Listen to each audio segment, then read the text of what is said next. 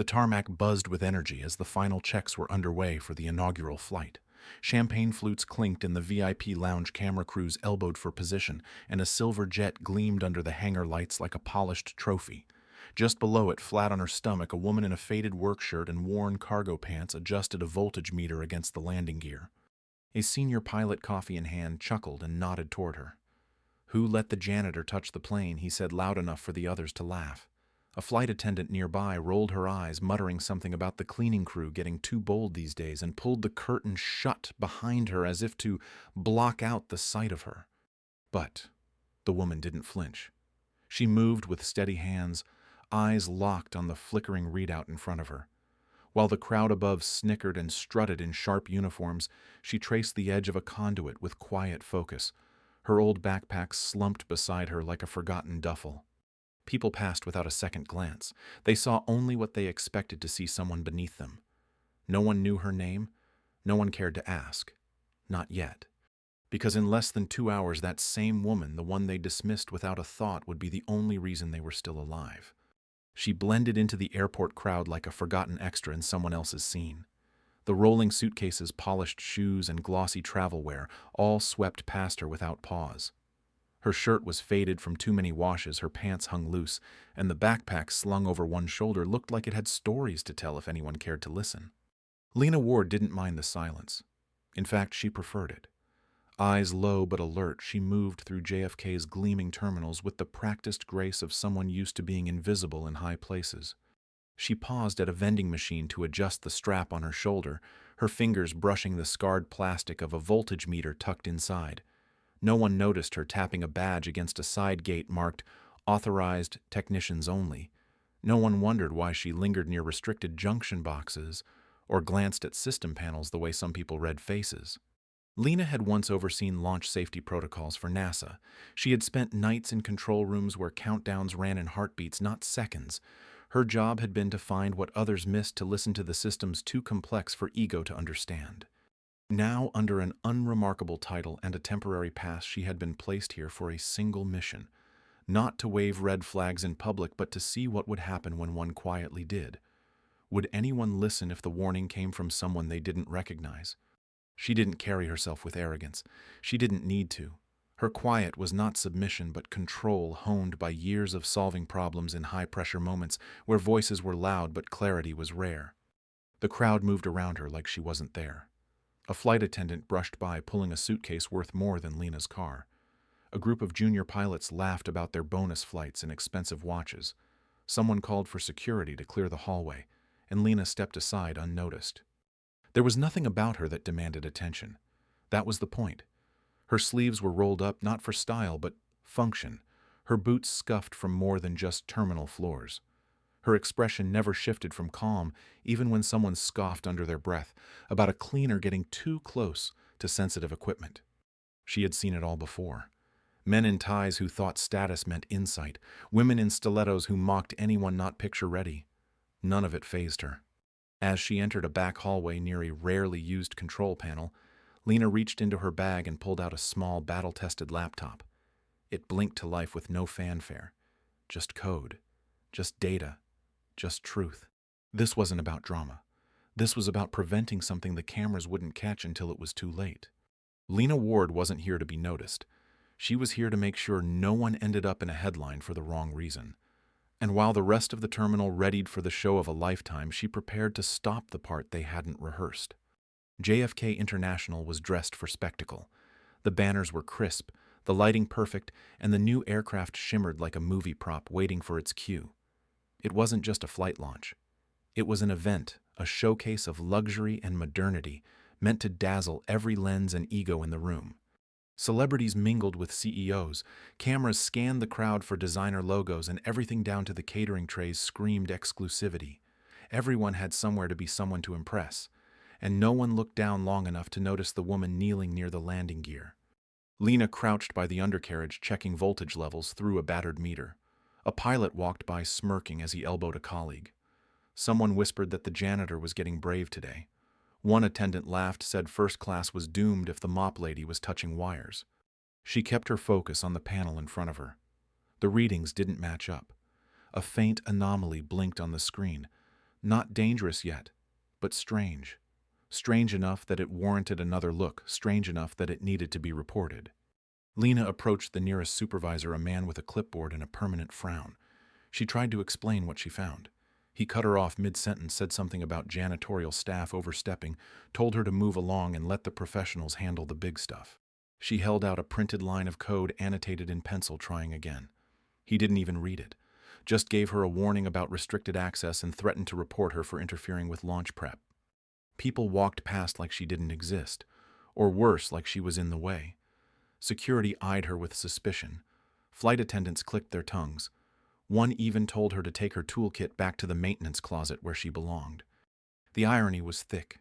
Behind the scenes, Lena was tracking a real-time systems irregularity that no one else had caught.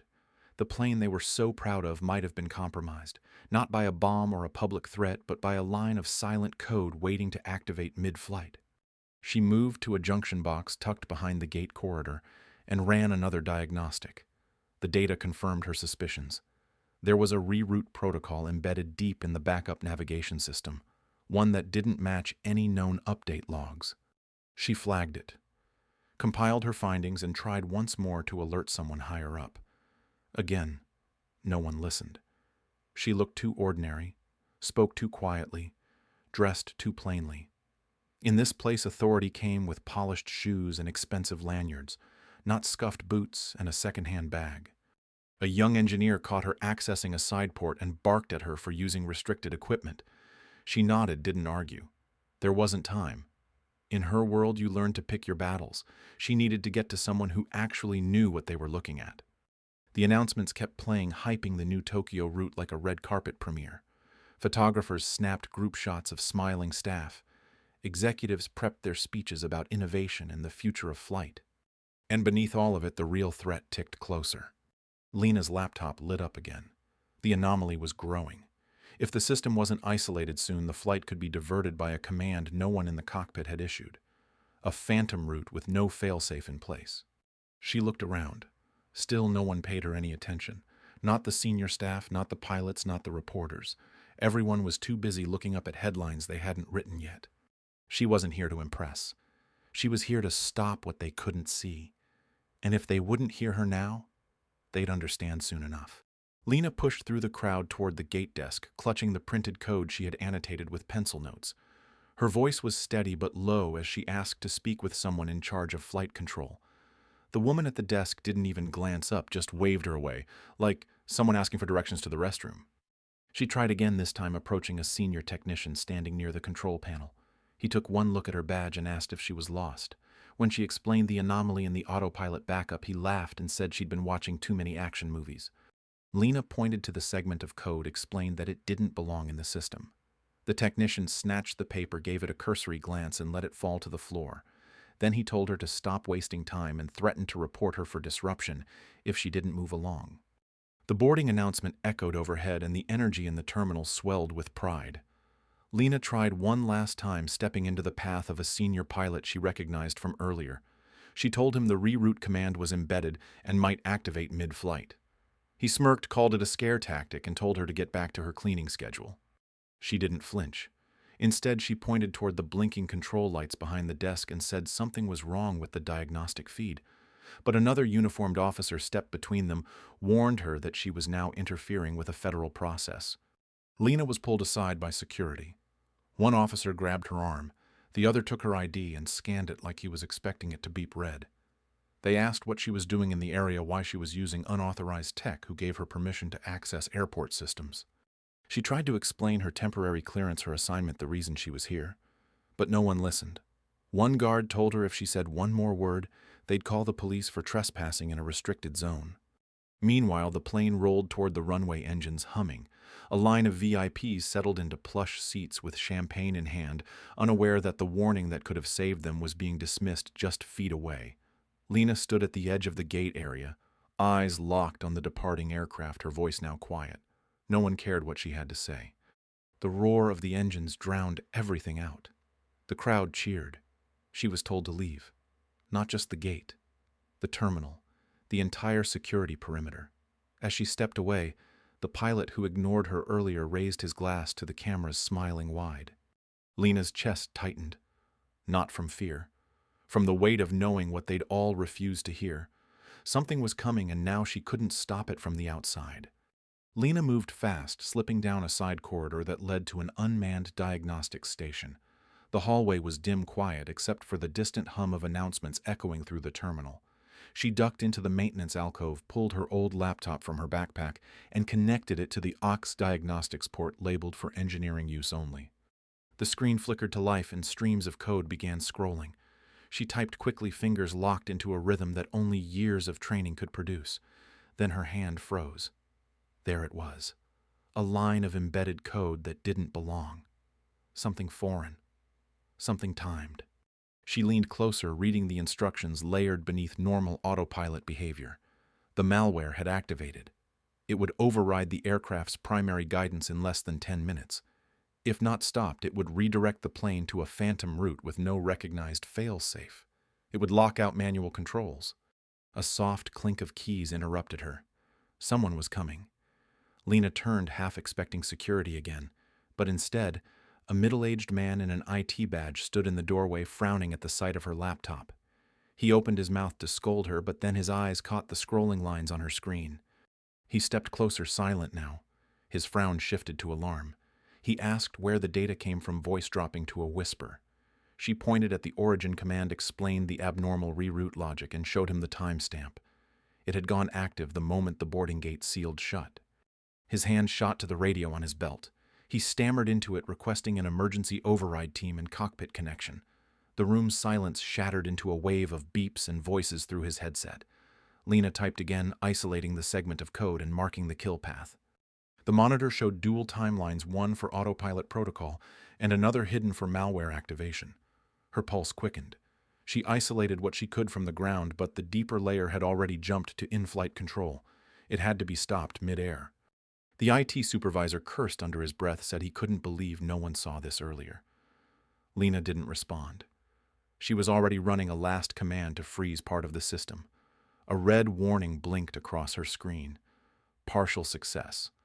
But not enough. The rest was in the pilot's hands now. Outside the alcove, the airport began to shift. A murmur rose among staff. Monitors glitched for a second, then lights flickered over the gate. Something had been triggered, and people felt it even if they didn't yet understand what was wrong. Lena closed the laptop, her face pale. She'd done everything she could.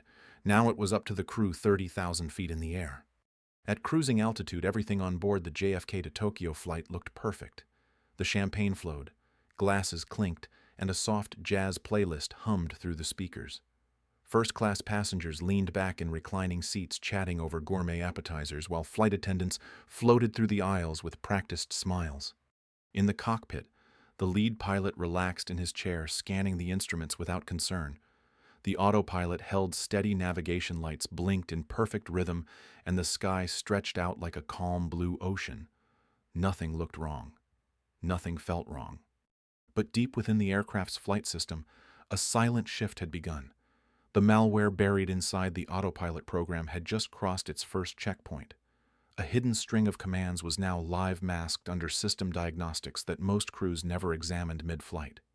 The co-pilot adjusted a dial and leaned in to verify a minor fluctuation, but it corrected itself before he could raise a question. On another day, it would have passed without notice. Today, it almost did. The override sequence was building, mapping new coordinates, inching closer to taking full control. Then the cockpit radio lit up with an urgent crackle. The voice on the other end wasn't routine air traffic. It was ground tech control from JFK. The supervisor sounded strained words, clipped and direct. There's an issue with the flight's navigation system. They needed to verify autopilot integrity immediately. The lead pilot sat upright, eyebrows drawn. He asked for clarification. What kind of issue? What did they mean? The response came back fast. Ground diagnostics had detected unauthorized input. If they didn't act within minutes, the system would reroute. Still half in disbelief, the pilot checked the console again. His fingers moved quickly, calling up hidden logs and override maps. The readings weren't normal.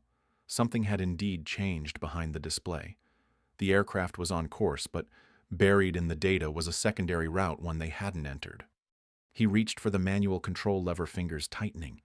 His co-pilot already had the emergency protocols pulled up, flipping through pages they had barely reviewed since training. A choice hovered in the space between calm and chaos. Trust the autopilot, or pull control now. Outside clouds drifted quietly across the windows. Passengers toasted to smooth skies. No one knew how close they were to vanishing from radar. The shift had already begun, and time was running out.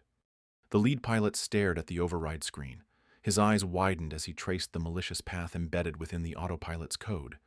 The system had already begun diverting them onto a phantom Route 1 with no recognized air corridor. His co-pilot muttered a sharp curse under his breath and confirmed it. They were minutes from a full lockout. If they didn't take control now, they'd lose the ability to override entirely. The pilot didn't hesitate. He reached forward and disengaged the autopilot. The cabin lights flickered slightly as the system adjusted. He gripped the yoke with both hands, the aircraft suddenly alive under his touch.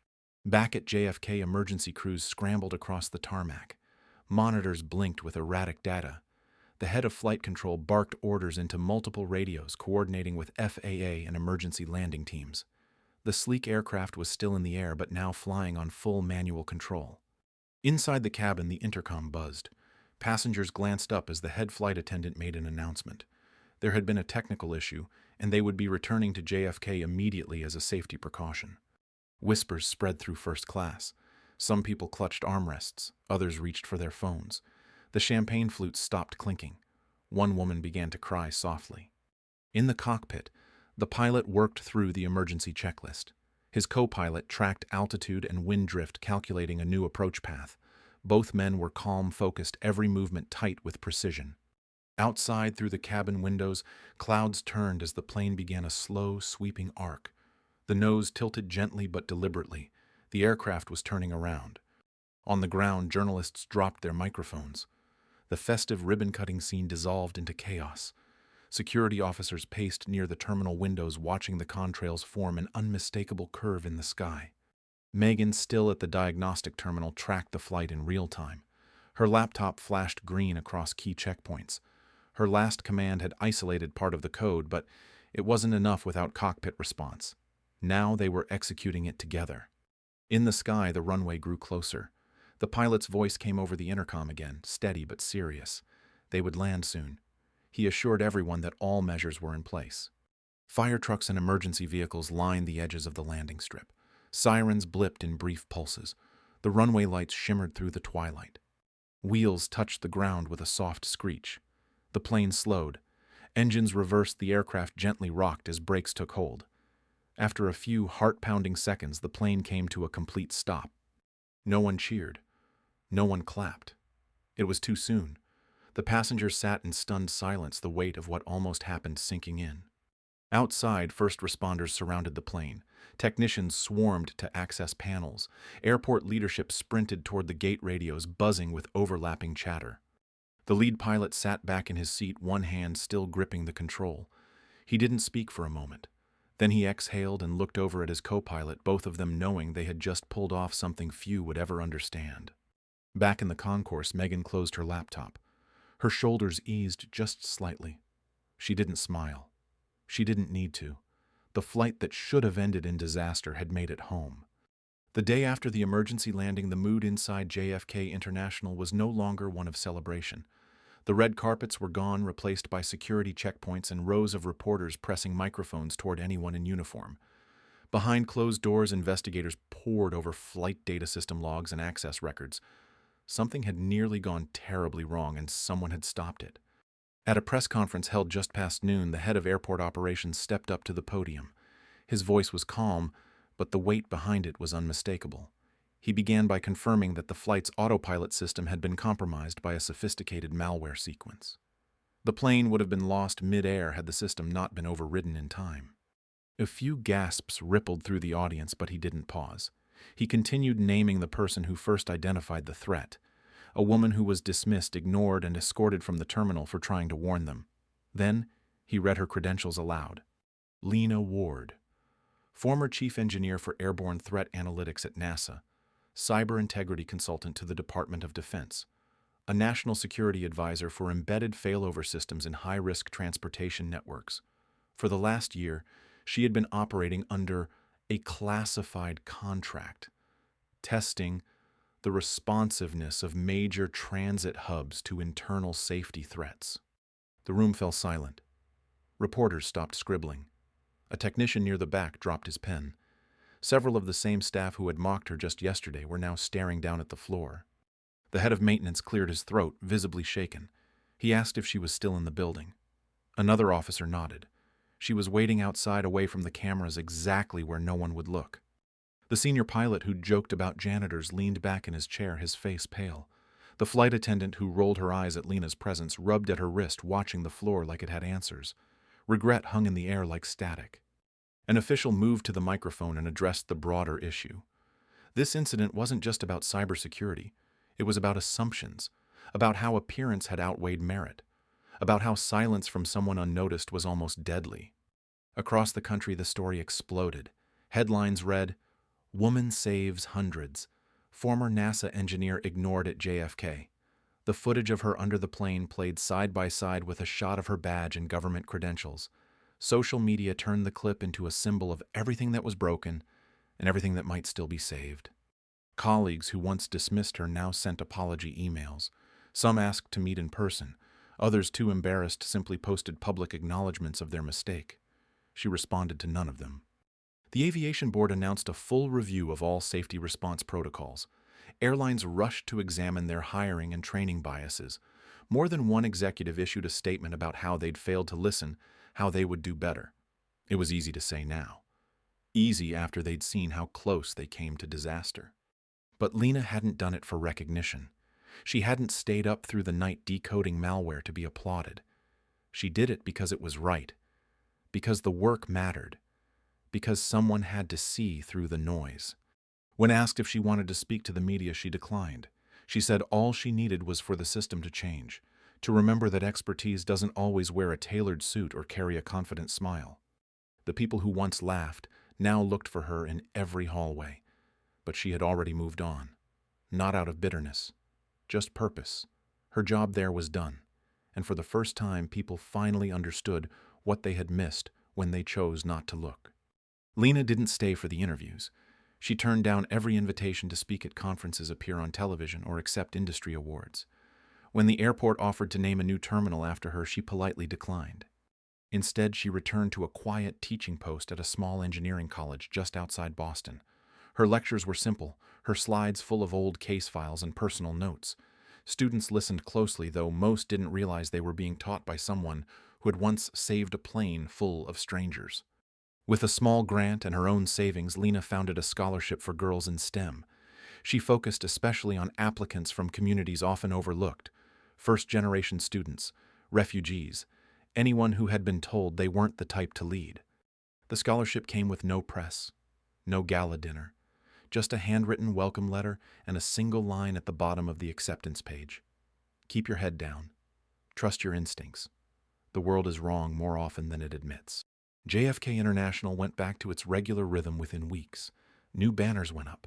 New flights took off. But tucked into a quiet corner of Terminal B near the maintenance wing, a small plaque appeared. It wasn't large. It didn't even carry her photo. Just a name and a sentence engraved in clean metal. Listen to those no one hears. Sometimes they're the only ones who see what matters. Passengers passed by without noticing, just like before, but every now and then someone would stop. A young woman in cargo boots, a boy with a tool belt clipped to his backpack. They'd run a finger across the words, maybe not fully understanding, but feeling something true. Lena never visited the plaque herself. She didn't need to. Her work was never about being remembered. It was about giving someone else the chance to be seen. And somewhere in another terminal or train yard or server room, someone just like her was already doing the same. Quietly, carefully, unseen, but ready.